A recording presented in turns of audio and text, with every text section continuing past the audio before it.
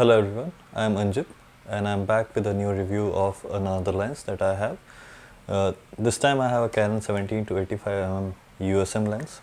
It's a very old lens, and from the Canon Camera Museum I learned that it's from September 2004. So I bought it used from mpb.com as usual, and it has come as a good quality lens. So they have multiple parameters of the usage. This one has a fault on the autofocus motor. Sometimes it faults whenever I'm using the autofocus. So apart from that, there is no other issue. The glass is quite well, and there is no stain or there is no fungus, there is no dust either. Here is how this lens looks on the DSLR. As you can see, it gives an impression of a quite professional lens with a compact profile. It also has image stabilization that helps with the handheld photos on the low shutter speeds, which is a quite good feature. And the build quality is excellent. So this lens I bought as it's a walk around zoom 17 to 85 EFS mount. This is specific for APS-C cameras. It will not fit on the EF mount cameras. So this one is specifically used in my Canon 700D, but it will not fit my Canon 1D Mark IV. Same goes for all the full frame cameras. So this one is actually a good range of zoom from 17 as a wide and 85 as a zoom range. And 85 is one of the finest zoom lenses that we use for the portrait. And 17 is quite wide enough. It's not as wide as my another lens 11 to 16 Tokina, but it's good enough for the usual landscape photography. The aperture range is f4 to f5.6, and it is a 6-blade circular construction of the blades. So whenever you are seeing the aperture blades, you will see the kind of pattern it forms for the bokeh. So whenever there is a background blur or light behind, it would be like a circular instead of a 9-blade or a 6-blade or 7-blade apertures. This is a bit heavy lens. It's a bit heavier than the 18 to 55mm kit lenses, but it will cover a good range of lenses for you for focal length, as 17mm is wide enough.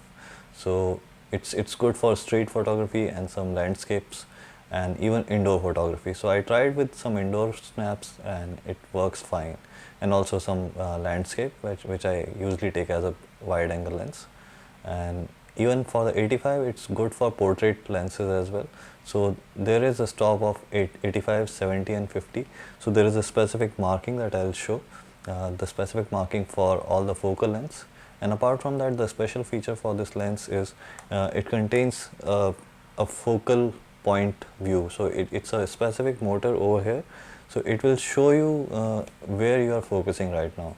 So that is particularly useful for the night photography. So some time ago I shared a reel and a shot here which is for the night photography for the star trails that was shot by this lens only. So this marking helps you to identify the focal point. So infinity focus point is something that I struggled when I was using my 18 to 55mm, and it was terrible at that. And even my 50mm prime lens, that also doesn't have any marking. So finding the infinity focal point is quite tough on that if you are not having any kind of light sources around, and also if you are alone. So here you can see the marking of different focal length, that is 17 to 85, and also the focusing system that you can see in action. That's quite helpful. This is a good lens as a very useful zoom lens. It can be used as a travel, or it can be used for some local events like your personal or family events. And apart from that, you can use it for some professional level photography. Since it has a USM motor, so it's a bit silent. It's not that silent as I want it to be, but if you have an external mic and you can use it for any kind of photography or videography, you can use it quite well. This lens, in terms of APS-C norms, it is having 27 to 136 mm of focal length. So as you all know that APS-C has a crop sensor of 1.6, and my APS-H, if it was fitting on that, it would have 1.3 crop sensor. So 17 is not actually 17, it's actually 26 or 27, and 85 is quite well at 136 mm. So that's a whole lot of zoom for you. And as you know that we usually use 24 to 70 or 28 to 70 lenses for the walk around or street photography. So that's quite good range for you for any purpose that you are going to use it.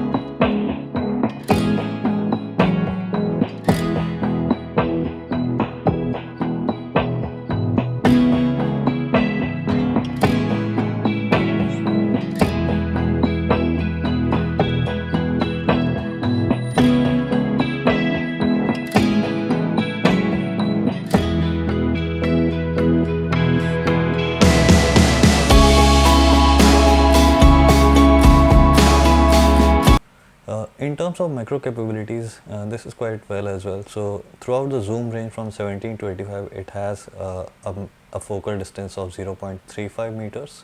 So that's well enough for quite a lot of things.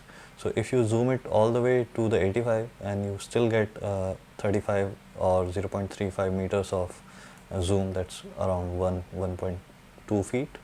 That's quite good enough. So I did take some macro photos with this one, and they came out really nice. And what I realized that f5.6 is the sharpest region in terms of lowest aperture or the widest aperture, and over the time, if I use it up to f11, that's quite well, and there is some vignetting after that, but that is bearable.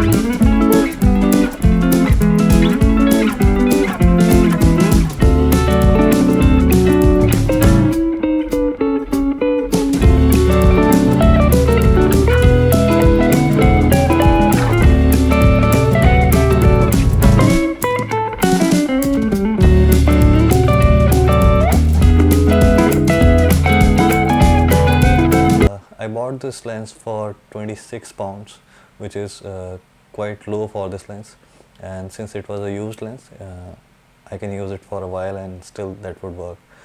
I've heard that there are some issue with the aperture motor on this one, but that is repairable and that does not cost too much, and even after that it can still function. So that's it for my review, and I'll leave some samples of this lens, and there are some other images that I'll be sharing, so you can compare and see. If you remember my last review, that was Canon 35 to 80 lens, that was also a 20-pound lens. This one is next in the series of the same lens. I bought another lens which is also coming soon, so I'll be reviewing that as well. So if you are not subscribed to my channel, please subscribe and like and share. Thank you.